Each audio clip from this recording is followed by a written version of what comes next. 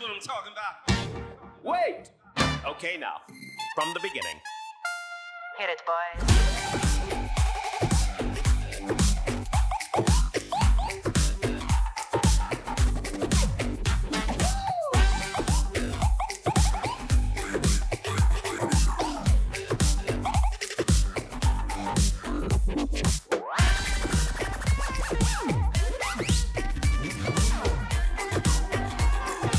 Join on a corner where the big boys claim.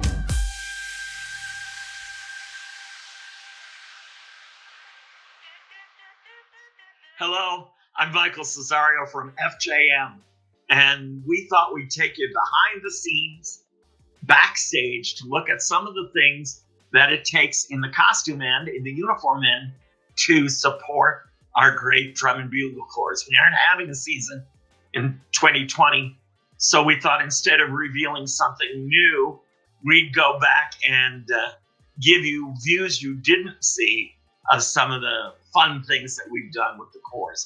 Right now, it's time to talk about the Crossmen. And this is a corps that, boy, they have such high energy and such strength that it's a great time working for them. We started with them when they were back in Pennsylvania, but we've grown closer and closer over the years, and it's fun to work with some of the folks that I get to work with there. Eddie Devlin, the devil himself.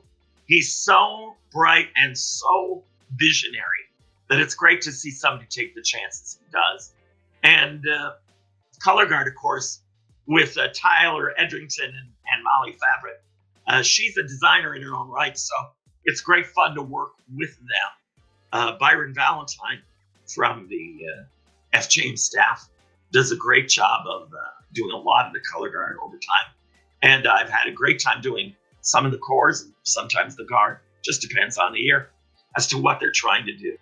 Over the years, the Crossmen have had a really identifiable look. The black with these bright white accents. And this is how they looked for a long period of time. Sometimes they had that iron cross on them, which was one of their trademarks. The white hat, the Aussie, one of their trademarks. And we expected all kinds of things from them. You never knew what they were going to show up with in terms of a show. Sometimes jazzy, but sometimes very strong. Now they're into a modern edge, and they're taking some great pieces and giving them the Crossman treatment, which makes them unique and really stand out.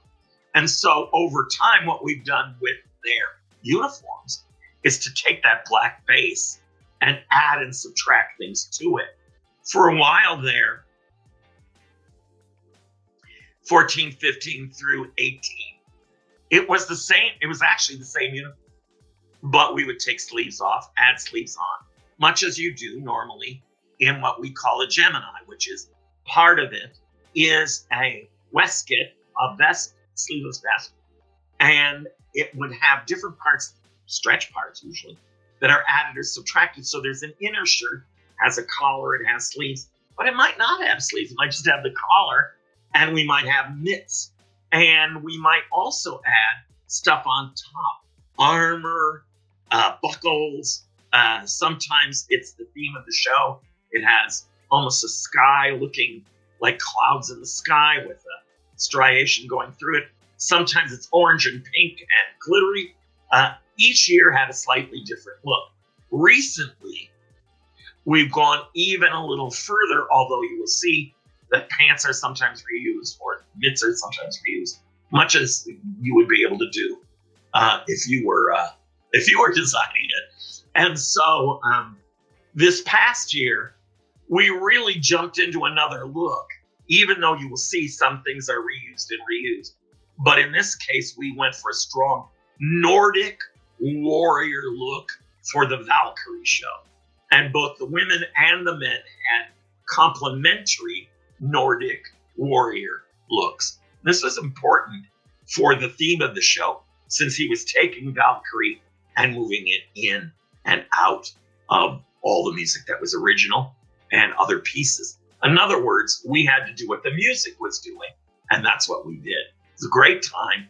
you'll see the very strong warrior stuff for the men, and you will see that both women and men in the Corps had this look, and we had 4 or 5 different looks within this, just so no two looked exactly the same. The color guard had much the same strong look amongst each other, but here again, none of them exactly the same.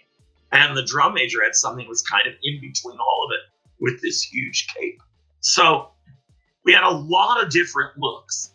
We did that the year before with these kind of masks and kind of otherworldly qualities. And here it was down and dirty. So we can get different feelings from this Corps, even though strength and power are 2 of the things that they give us with this wonderful edge of sophistication. We're not going to see the Crossmen this year. There are no 2020 shows. So this is a great time to look right here and donate a little bit of your time, a little bit of your support, a little bit of money, anything you can do to give our corps a hand in this year in which they've been struck off the map. I know they're all planning to give us a 2021 season like no other. And I know that the Crossmen are already ready to begin. Please, if you can help, won't you? Thanks.